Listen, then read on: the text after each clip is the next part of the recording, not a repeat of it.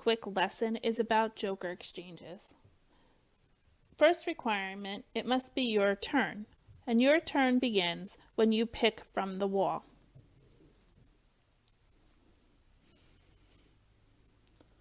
And rack the tile. Then it's your turn. Now you can do joker exchanges. On my right, player has 3 cracks up, a pung of 3 cracks. I have a natural 3 crack in my rack. I will then hand the tile to the player on my right. They will give me the joker, and I will place the joker in my rack to be used at another time.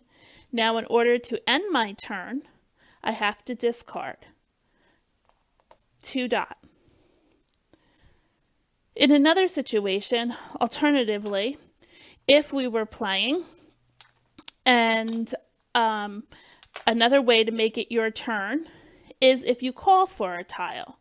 So the player on my left discards 4 crack.